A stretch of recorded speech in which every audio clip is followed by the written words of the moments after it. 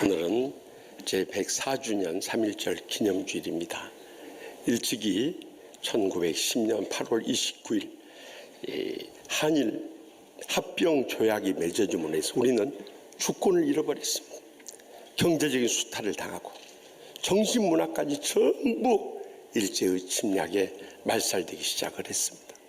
그래서 우리의 성씨를 바꾸고 우리의 신앙조차도 탄압을 시작하면서 완전히 조선인들을 이 땅에 더 이상 발붙일 수 없는 그런 상황으로 몰고 갈 때 1919년 3월 1일 민족 지도자 33인을 중심으로 전국에서 만세운동이 불띠 일어났습니다. 조선 총독부의 통계에 의하면 당시 우리나라 전체 인구가 1678만 8400명에 이르렀다고 하는데 3.1운동에 참여한 국민의 수가 202만 3천여 명이었다고 하니까 실제로 10%가 넘는 국민들이 일제히 일어나서 일제의 탄압에 항거했던 것입니다. 이 3.1운동을 계기로 해서 이 땅에 이제 중국 상하이에 대한민국 임시정부가 수립되고 민족의 고난의 위기를 극복할 수 있는 그 기틀을 마련할 수 있었던 것입니다. 그런데 오늘 본문 가운데도 보면 다윗 왕 이후로 이스라엘의 지배한 국가였던 모압이 아합 왕이 죽은 후에 이스라엘을 배반하고 그리함으로 인해서 이스라엘과 유다와 에돔의 세 왕이 모압을 공격하기 위해서 연합전선을 펼치다가 죽음의 위기에 봉착한 가운데서 그들이 어떻게 이겨낼 수 있었는가 하는 것을 보면서요, 지금 우리는 말세 마지막 때 세계적인 대유행병과 경제 위기와 남북 간의 대립과 핵 미사일의 위협 가운데서 민족의 고난 속에서 어떻게 믿음으로 일어서야 할 것인가, 이 시간도 들려주시는 하나님의 음성을 다 함께 들을 수 있길 바랍니다. 먼저 본문 12절 말씀 다 같이 보겠습니다. 여호사밧이 이르되 여호와의 말씀이 그에게 있도다 한지라. 이에 이스라엘 왕과 여호사밧과 에돔 왕이 그에게로 내려가니라. 아멘. 아합 왕의 뒤를 이어서 요람 왕이 이스라엘의 왕이 되어서 군대를 정비하게 되었습니다. 그리고 아합 왕 때부터 동맹관계요 사돈관계에 있었던 남왕국 유다왕 여호사밧에게 모압 왕이 배반했으니 함께 공격하자고 한 거예요. 그래서 여호사밧 왕이 이 모압을 공격할 수 있는 길은 두 길이 있는데 북쪽으로는 쉽게 갈 수 있지만 경계를 튼튼하고 하고 있으니까 남쪽을 통해서 이 모압을 공격하자는 것이었습니다. 그래서 이 남쪽으로 가려고 하는데 에돔을 거쳐야 되는데 거기는 유다의 속국이었기 때문에 이스라엘의 요람 왕과 유다의 여호사밧 왕과 에돔 왕이 합세해서 사해 남쪽으로 약 160km, 여기서 논산까지가 154km니까 그 이상 가는 거리를 7일 동안 가서 그곳에 이르게 된 것입니다. 그런데 그 사해 남쪽에 가서 보니까 원래는 물이 많은 곳이었는데 물이 다 말라 있는 거예요.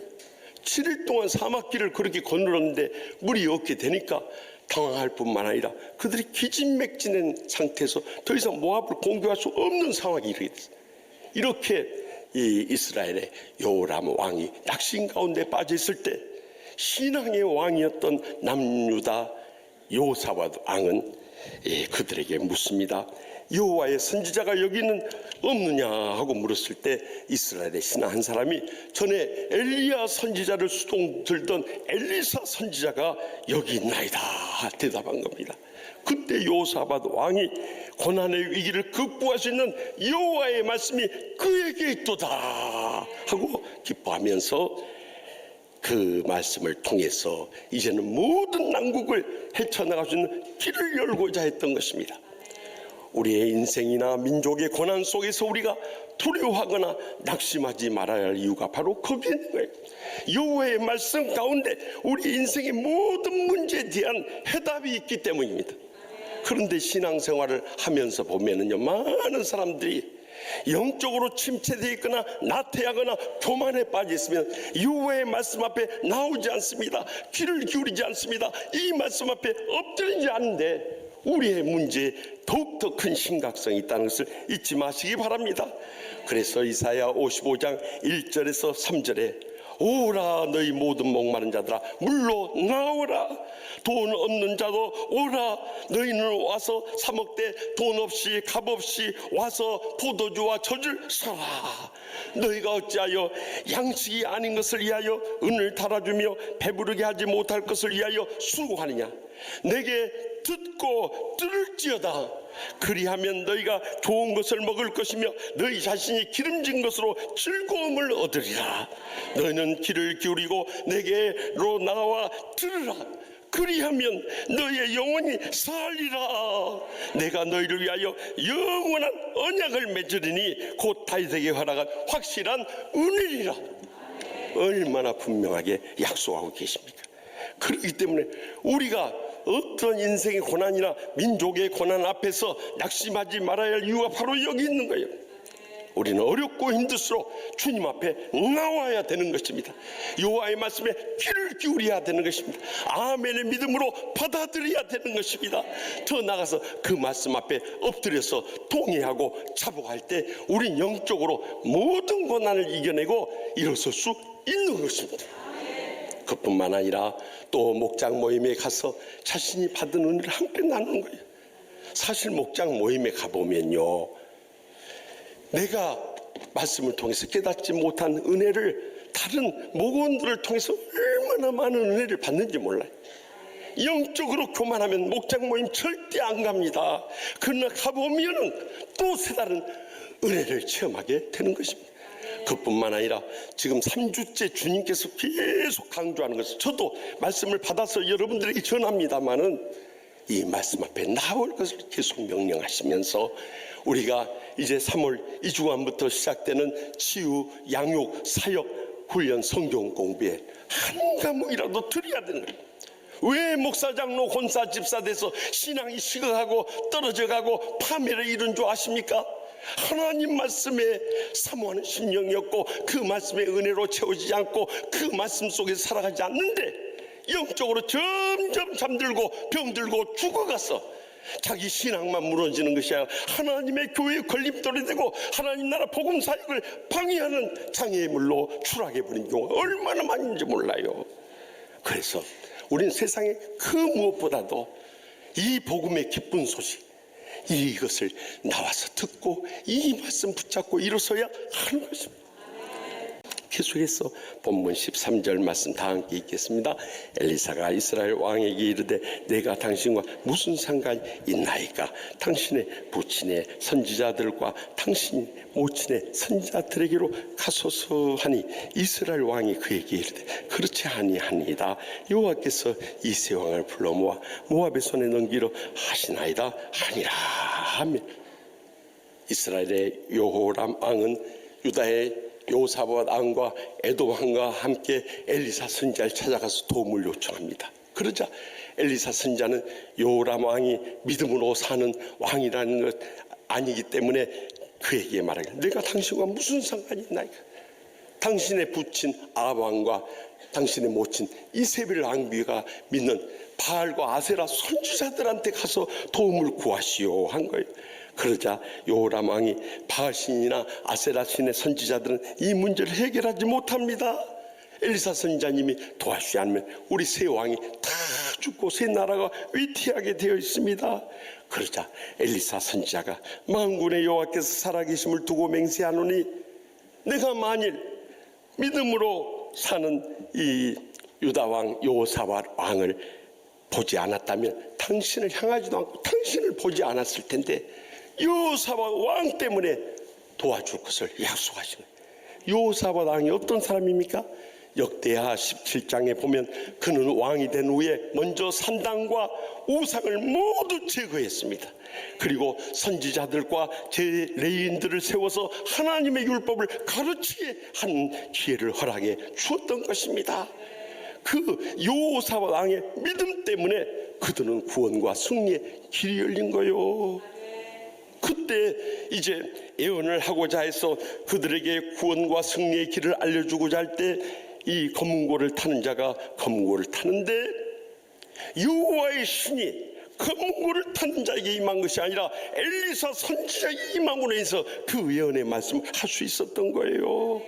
이처럼 하나님께서는 여호사밧처럼 모든 우상을 제거하고 오직 하나님만을 믿는 믿음의 기적의 승리의 역사를 이루어 주신 것입니다. 우리도 세상에 어떤 것도 의지하지 말고 믿지 말고 바라지 말고 그저 여호와 하나님 붙잡고 믿음으로 일어설 수 있기를 바랍니다. 그러면 우리는 어떤 고난이 닥쳐도 능히 이겨낼 수 있는 길이 열려지게 되는 것입니다. 그래서 일찍이 주님께서 출애굽기 20장에서 제1계명으로 너는 나 외에는 다른 신들을 내게 두지 말라 하셨고요, 제2계명으로 너를 위하여 새긴 우상을 만들지 말고 또 위로 하늘에 있는 것이나 아래로 땅에 있는 것이나 땅 아래 물속에 있는 것의 어떤 형상도 만들지 말며 그것들에게 절하지 말며 그것들을 섬기지 말라고 명령하시면서요, 출애굽기 20장 6절에 나를 사랑하고 내 계명을 지키는 자에게는 천대까지 은혜를 베푸시리라 약속하셨습니다. 여러분, 진정으로 우리가 은혜 받고 축복 누리고 행복하게 살 수 있는 길이 바로 여호와 신앙으로 일어설 때 가능한 것입니다. 그렇기 때문에 지금까지 우리가 주님보다 더 사랑한 돈이나 명예나 향락이나 또 그런 것에 좀 무관심하다 할지라도 그저 자식들, 손주들 앞에 껍벅 죽어요. 껍벅 죽어. 내가 보면은 핸드폰들마다 그냥 손주들 사진으로 가득 차 있는 거예요. 그게 나쁘다는 것은 아니에요. 얼마나 사랑하면 그러겠어요. 그러나 우리는 더 믿고 의지할 분은 주님밖에 없다는 것을 잊지 마시기 바랍니다. 예수님께서도 이 땅에 오셨을 때 재물이 많은 부자요 가논이요 청년이 찾아와서 무슨 선한 일을 하여야 영생을 얻으리까 하고 물었을 때 내가 영생에 들어가려면 계명들을 지키라 하세요. 그러자 그 청년이 나는 모든 계명을 지켰나이다 하고 자기 자신을 내세우요. 그러자 예수님께서 내가 아직도 한 가지 부족한 것이 있으니 내게 있는 것을 다 팔아 가난한 자들에게 나눠주라 하신 거예요. 여기서 걸려버려. 여기서 그에게는 주님보다 물질이 우상이었기 때문에 그 물질 붙잡고 돌아가 버려요. 결국 영생도 잃어버리고 이 땅에서 더 이상의 복도 누릴 수 없었던 거예요. 많은 믿는 자들 그렇게 살아갑니다. 주님보다 더 사랑한 이것 때문에 일생 무너진 사람들이 한두 사람이 아니에요. 이것을 내어버리면 그 다음 하늘문이 열려지고 하나님의 복이 그들의 여생뿐만 아니라 자손들까지 차고 넘치는데 그 신앙의 결단을 못함으로 해서 거기서 그 물질 쓰지도 못해요. 다 버리고 떠나요. 그러면 여러분들 하나님이 주신 복 한 번도 못 쓰고 떠나버리면 그것이 무슨 소용이 있겠냐는 거죠. 우리의 삶도 지금까지 눈앞의 이익만을 생각하면서 물질이나 명예나 향락에 사로잡히고 세상 사람들이나 또 육신적인 것 생각하며 살아왔다면 이제라도 골로새 3장 5절 말씀을 기억하십시오. 그러므로 땅에 있는 지체를 죽이라. 곧 음란과 부정과 사욕과 악한 종과 탐심이니 탐심은 우상 숭배니라. 이제는 이 모든 것을 내려놓고 내가 십자가에서 이러한 육신적인 자아에 대해서 죽어질 때 우리 인생이나 민족의 고난 다 이겨내고 하늘의 상과 이 땅의 복으로 하나님께서 천배나 만배나 갚아주실 줄 확실히 믿습니다. 마지막으로 본문 20절 말씀 다 같이 읽겠습니다. 아침이 되어 소재 드릴 때 물이 에돔 쪽에서부터 흘러와 그 땅에 가득하였더라 하면 엘리사 선지자는 비도 오기 전에 웅덩이부터 파라고 한 거예요. 그런데 비가 올려가면 보통 성지에서는 바람이 부는데 바람도 안 불고 비 올 징조도 안 보이는데 이 물이 땅에서부터 솟구쳐 오르는 기적의 역사가 일어나게 된 것입니다. 그래서 그들은 영육간에 새 힘을 얻어서 이제 모압을 향해서 나아갈 수 있었던 거예요. 그런데 그런 기적이 어떻게 해서 일어났는가 하는 거예요. 그들이 아침에 소재 드릴 때 이 기적이 일어난 겁니다. 여러분, 소재라고 하는 것은 이 이스라엘 백성들이 드렸던 5대 제사 중에 하나입니다만 여기서 민우하라는 단어는 일반적인 모든 예물을 통칭해서 한 말이에요. 그래서 이스라엘 백성들은 역대하 8장에 보면은 아침과 저녁에 이 소제를 하나님께 드렸는데 아침에 드린 제물과 제사를 통해서 이런 기적이 일어났다는 거예요. 그래서 그들이 물이 가득 웅덩이에 고이게 되니까 모압 쪽에서 이렇게 내려다 보니까 그곳이 아침 해가 떠오르면서 핏물처럼 변하네. 그러니까 모압 병사들이 저기 세 왕이 쳐들어오다가 서로 싸워가지고 다 핏물로 변한 모양이다고 거기에 속아가지고 확 내려왔을 때 기다리고 있던 이 세 나라의 연합군이 다 쳐서 멸하게 돼버려. 결국 기적적인 승리를 가져올 수 있었던 거예요. 여러분, 아침에 소제를 들 때 이 기적이 일어났다는 것을 주목할 수 있기를 바랍니다. 우리도 개인적으로 어렵고 민족이 어려울수록 주님 앞에 나와서 예배 드리는 신앙을 회복해야 되는 것입니다. 인간의 생사복이 하나님 손에 달려있기 때문에. 지난 주간 제가 영등포노회 동반성장회 개척교회 목사님들 모셔와서 수련회 하는데요, 제가 거기서 들은 이야기, 강북이나 저기 안산이나 전국에 6, 7천 명 모이던 교회가 지금 2, 3천 명밖에 안 모인다. 그런데 우리 치유하는 거야. 이렇게 살아서 많이 모일 수 있는 것은 우리는 예배의 신앙을 지켜나가기 때문인 거예요. 그뿐만이 아니라 예배 드릴 때 나올 때 성도들이 마땅한 본분이고 의무인 하나님의 것 11조 것을 떼어먹어서는 안 되는 거예요. 온전히 11조 생활, 우리가 더 큰 복을 받을 수 있는 지름길인 거예요. 그뿐만 아니라 우리가 감사할 것이 얼마나 많아. 그러면 감사헌금도 바치는 거예요. 또 우리보다 어려운 사람들 도와줄 일들 얼마나 많아요. 구제헌금도 바치는 거예요. 또 뿐만 아니라 우리가 복음의 빚진 자로서 이렇게 선교하는 이 선교사님들과 그 후원하는 교회들이 있었기 때문에 오늘의 조국의 독립을 맞이하고 또 이렇게 번영을 이루고 부흥을 일으켰으니 우리도 선교헌금 바쳐서 그 하나님의 복음 선교에 힘써야 하는 것입니다. 우리의 지난날의 선조들은 이렇게 자신의 모든 걸 다 쏟아서 예배드리고 예물을 바친 데서부터 조국의 선신한 자들이, 그 가운데 한 인물을 꼽는다면 이혜영 선생님을 꼽을 수 있어요. 그는 이항복의 10대 손으로서 이조 판서를 지낸 이유송 씨의 넷째 아들로 태어났어요. 을사보호조약으로 애교권을 박탈하자 을사조약 오적을 주기 위해서 암살까지 시도했어요. 아버지가 세상을 떠나자 노비들 다 해방시켜주고요, 그리고 한일 합방이 되자 있는 재산을 전부 다 정리를 했습니다. 그리고 형제 6명이야 무려 2조 원에 이르는 이 재산을 가지고 독립운동에 나선 겁니다. 하여튼 우리 성도님들은 2조 원이라 해도 눈 하나 깜빡 안 해버려요. 여러분들 얼마나 재산이 많다고. 제가 세상에 2조 원을 가지고 독립운동에 썼다면 와, 이런 반응이 나와야 되는데 그냥 눈만 껌벅껌벅하고 계세요. 네, 다시 하겠습니다. 2조 원이라는 재산을 가지고 독립운동에 나선 거요. 여러분, 이 얼마나 감탄스러워.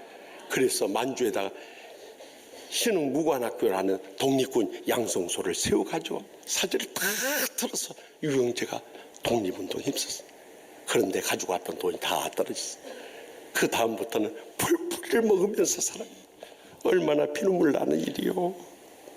그 부잣집 아들이 풀뿌리 해가지고 먹으면서 연명을 한 거예요.